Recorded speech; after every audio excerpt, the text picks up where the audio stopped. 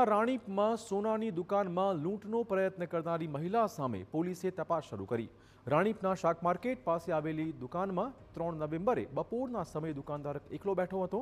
એ જ સમયે એક મહિલા ગ્રાહક બની દુકાનમાં પહોંચી હતી। થોડા જ સમયમાં મહિલાએ હાથમાં રહેલો મરચાનો પાવડર સોનીની આંખમાં નાખવાનો પ્રયત્ન કર્યો હતો, પરંતુ પાવડર આંખમાં ન જતા સોની તરત ઊભો થઈ ગયો હતો। સામે ઊભેલી મહિલાને ટેબલ કૂદીને પહોંચી ગયો હતો અને ધડાધડ ઝીક્યા હતા। એક પછી એક 20 લાફા દુકાનની બહાર સુધી મહિલાને લઈ ગયો હતો। જો કે એ પછી મહિલા ભાગવામાં સફળ રહી હતી।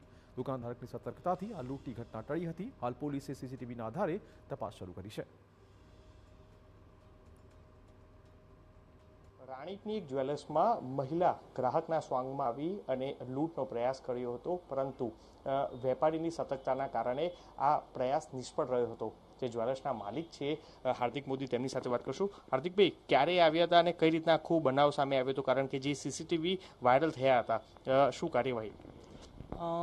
3 તારીખના દિવસે બપોરના 12:30 આસપાસ એક અજાણ્યા સ્ત્રી આવ્યા હતા, મોઢું બીજું બાંધીને, અને એમને ગ્રાહક બનીને આવ્યા હતા અને એમને 1-2 વસ્તુ માંગી મારી જોડે, જે મેં એમને બતાવી। પછી મને થોડું શંકાસ્પદ લાગતા મેં મારો ટોટલ માલ બધો પરત લઈને મેં એમને 4-5 વાગે આવવાનું કીધું, પણ એ બેન થોડા શંકાસ્પદ લાગતા હોવાથી મેં એમને બીજો બી કોઈ માલ બતાવ્યો નહીં। તો એ બેન થોડા ગભરાતા કંઈક પ્લાસ્ટિકની થેલી બીજી કાઢી અને અવાજ કરતા હતા, ખડખડ ખડખડ પ્લાસ્ટિકની થેલીનો અવાજ આવતો હતો। તો મેં એમને પૂછ્યું, તમારા હાથમાં શું છે? તો બેન બંને હાથ ઊંચા કરીને બી બતાવે છે કે મારા હાથમાં કંઈ છે નહીં। તો કીધું, અવાજ શેનો આવે છે? તો કે હું છીકણી બનાવું છું। તો કીધું, જે તમે કરતા હો કીધું બહાર જઈને કરો, આપણે કીધું દુકાનમાં એલાઉડ છે નહીં છીકણી બીજું બનાવવાનું।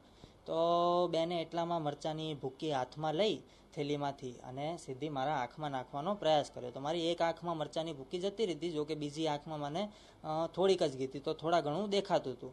તો એટલામાં જ હું ઊભો થઈને એને થોડો પણ સમય ના આપતા મેં એનો એક હાથ પકડીને એને મારતા દુકાનની બહાર લઈ ગયો ને ત્યાંથી એ બેન ભાગી ગયા। પછી આજુબાજુવાળા બધા ભેગા થયા અને પછી પાણી બાણી આપ્યું, હાથ મોઢું બીજું ધોયું, પછી વસ્તી બીજી કરીને હું ઘરે જઈને નાહી ધોઈને પછી પાછો આવીને 6-7 વાગતા જેવું પોલીસ સ્ટેશન જઈને અરજી બીજી કરીને બધું કામકાજ પતાવ્યું। હવે પોલીસની તપાસ ચાલુ છે, પોલીસ ટૂંક સમયમાં કરી દેશે બધું।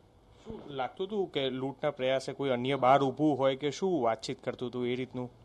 ચોક્કસ લૂંટના પ્રયાસ પણ જ આવ્યું હોય તો જ મરચાની ભૂકી બીજી નાખતી હોય। જો કે મને એવું લાગે બી છે કે બહાર કોક એના બીજા માણસો બી હોઈ શકે છે, પણ હવે શું મેં એને થોડો પણ સમય આપ્યો નહીં। હવે જો હું બેસી રહ્યો હોત અને આંખો બીજી ચોળવા લાગ્યો હોત તો એટલામાં કોઈ બીજા 2-3 જણા આવીને કંઈક નવું કરી શકે, પણ એવું મેં એને થોડોક પણ સમય આપ્યો નહીં। મારતા ડાયરેક્ટ બહાર લઈ ગયો, એટલે આજુબાજુમાં કોઈ બી હશે તો એ બી જોઈને ગભરાઈ ગયા હોય કે કંઈ બી બીજું બી કંઈ બનાવ બની શકે, એમ કરીને બધા છટકી ગયા હોય એવું મને લાગે છે। હાર્દિકભાઈ, પોલીસ ફરિયાદ નથી હજી કરી આપે અને આપે ખાલી અરજી જ આપી છે, આવું અન્ય બીજા સાથે ન કરે। જો પોલીસ ફરિયાદ આપો તો એની ધરપકડ થાય, કાર્યવાહી થાય, આપે શું કામ નથી આપી?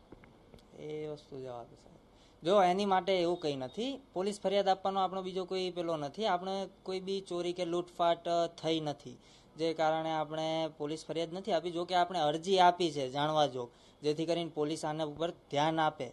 અને હું બીજા વેપારી મિત્રોને એ જ કહીશ કે હવે ભાવ વધારાના લીધે આવા બનાવો બનવાની શક્યતાઓ વધે છે, તો આપણે થોડું વધારે સાવચેત રહેવાની જરૂર છે। બાકી આમાં બીજું કોઈ પેલું છે નહીં। લોકોએ સાવચેત રહેવાની જરૂર છે। જે વેપારીની સતર્કતાના કારણે આ લૂંટનો પ્રયાસ છે તે નિષ્ફળ રહ્યો હતો, ત્યારે હાલ એમને પોલીસ ફરિયાદ ન આપી, જેને લઈને હાલ રાણીપ પોલીસે પણ સીસીટીવીના આધારે હાલ જે મહિલા કોણ છે તેની ઓળખ કરવાની પ્રયાસ છે તે શરૂ કરી છે। કેમેરા પર્સન મનીષ ત્રિવેદી સાથે મિહિર સોની, TV9 અમદાવાદ।